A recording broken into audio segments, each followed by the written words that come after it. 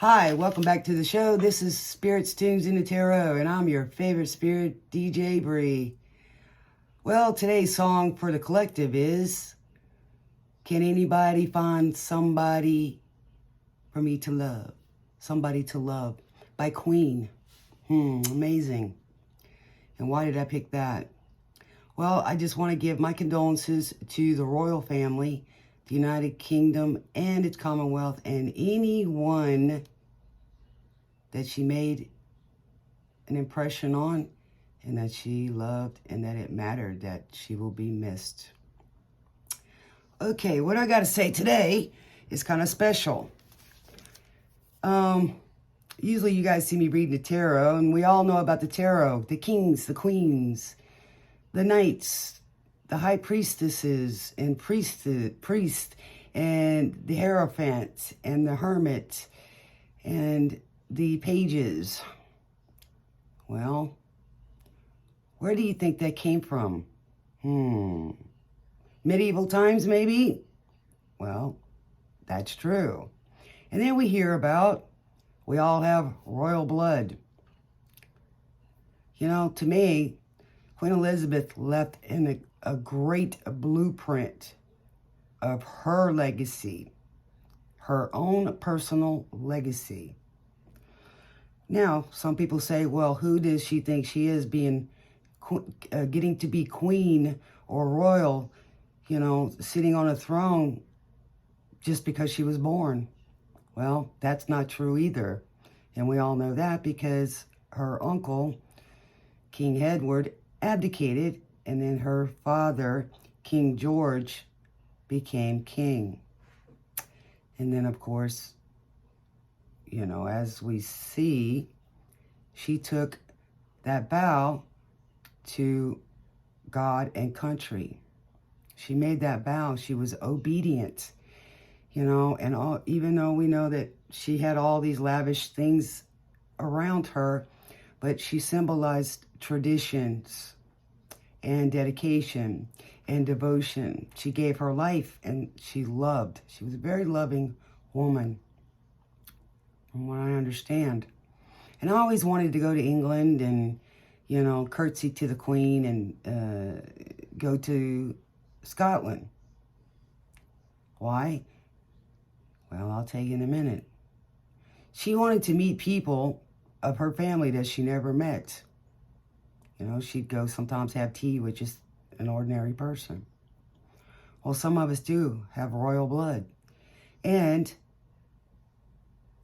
we are in the background. We're just like everyday normal people. She tried to have as much of a normal life as she could. She had a sense of humor, and I loved the outfits that she wore. My God, were they beautiful. Very, very creative. And, you know, we got to see some of the commercials. This lady was a great example of how a leader should be, whether it's within ourselves, our family, our communities. She left a blueprint in history, written down all the things she thought and did. Then she had a prince.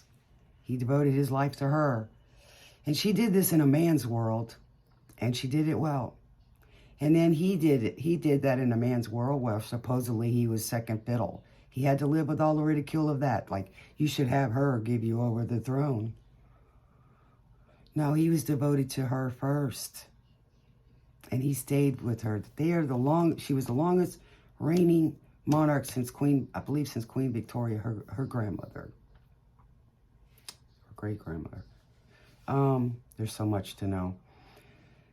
Okay, I always wanted to know what made me tick. Why is it that I want to do these things? Well, I thought it was just because my family's been doing that since the Great Depression.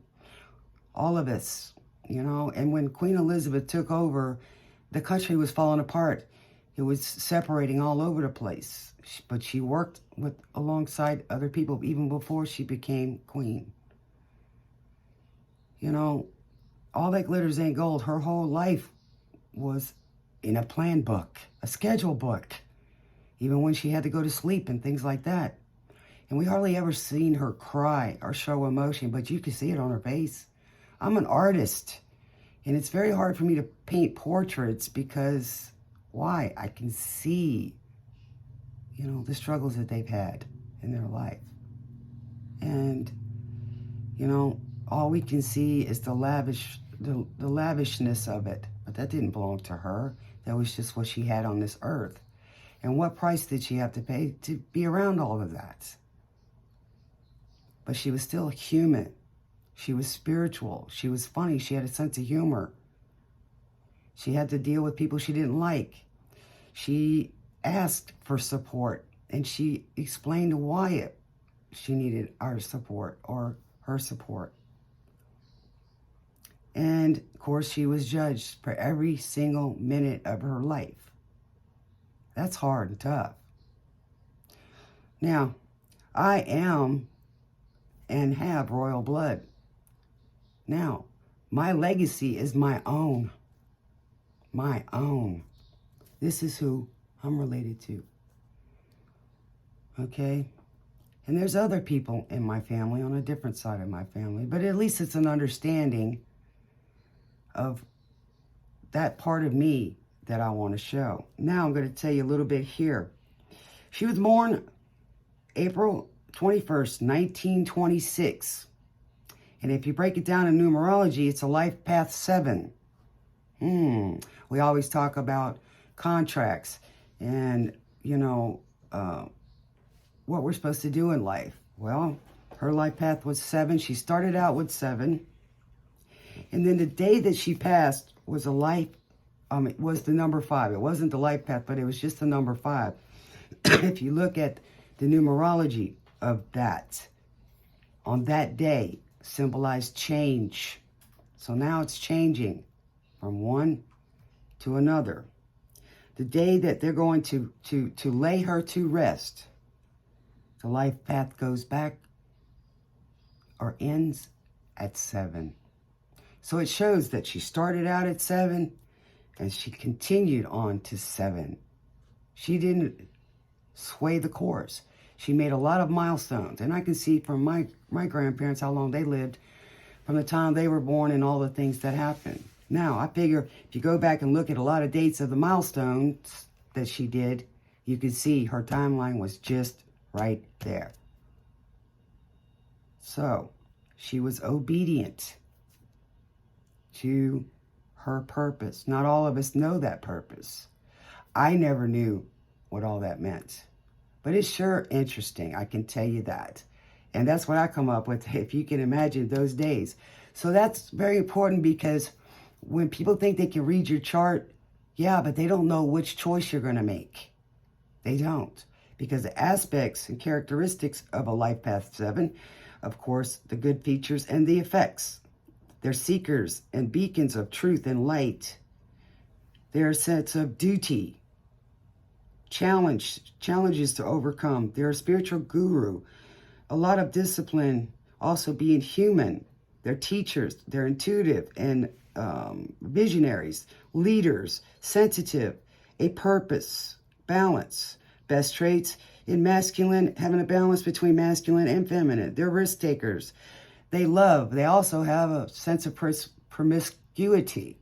But if they choose, knowing that they have a problem with promiscuity, then they should just give that all to one.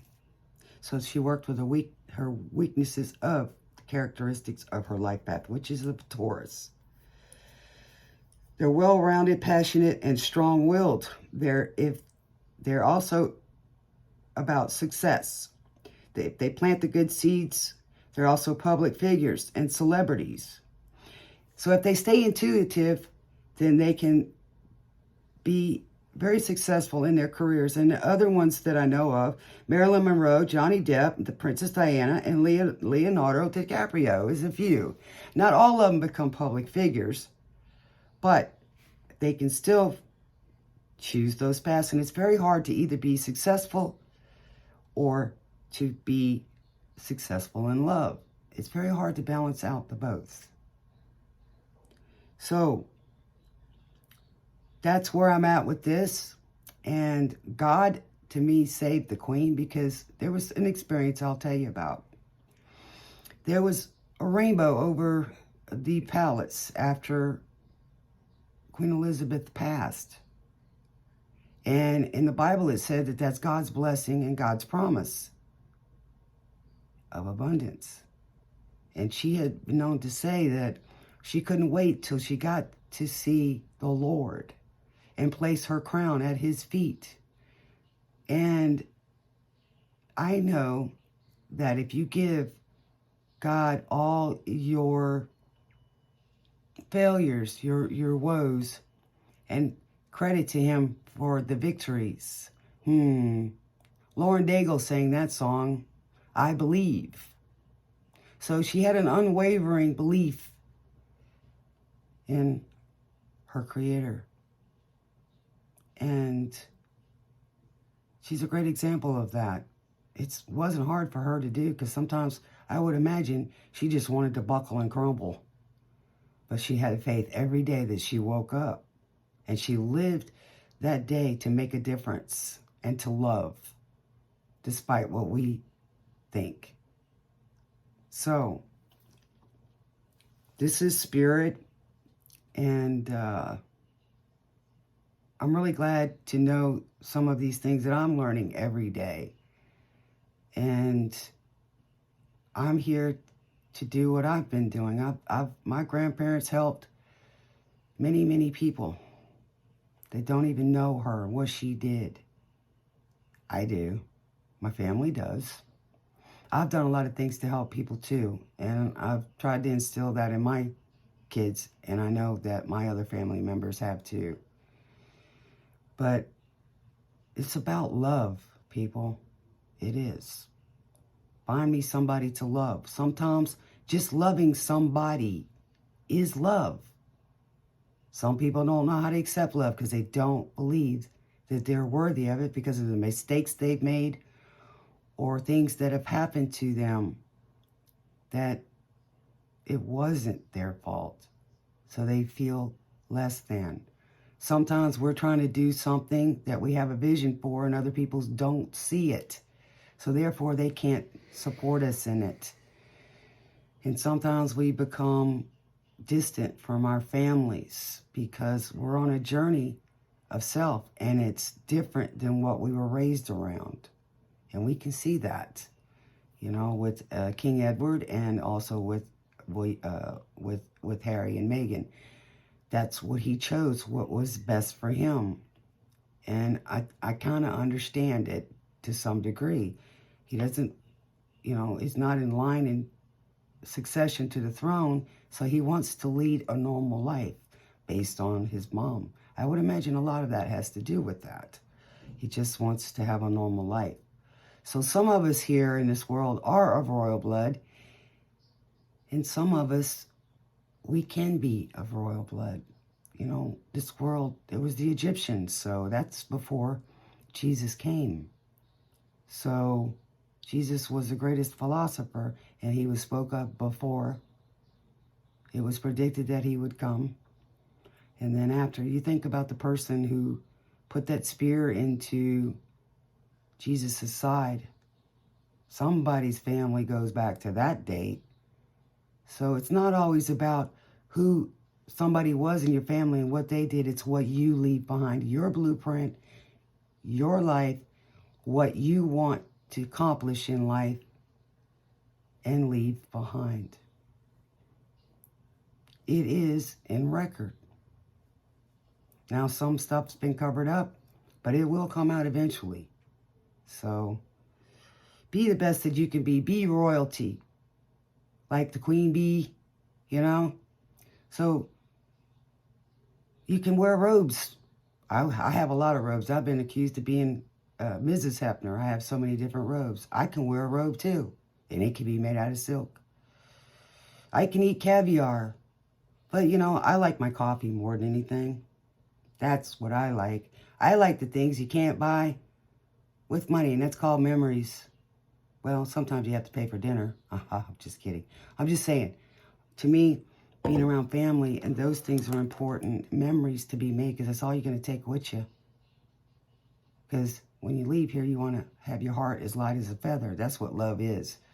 So giving love and teaching people what love is, that it's okay. I mean, you think about it. Well, to ask for help is a sign of weakness. Well, in a way, yeah, because there's a lot of people out there that when you're asking for help, they ain't helping you.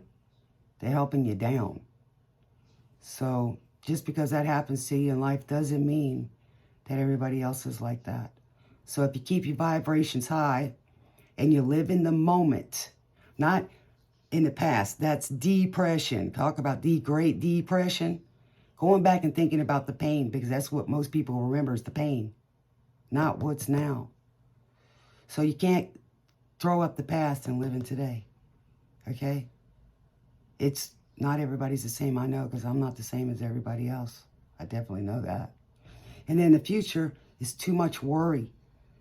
You know, just live today because tomorrow's not promised. So make the most of today. Show who you are. Show those talents that you got. Use them for the good. And till next time, this is Spirit. Please like and share the video. And I'll be back today and putting up some more videos for my favorite dream weavers out there.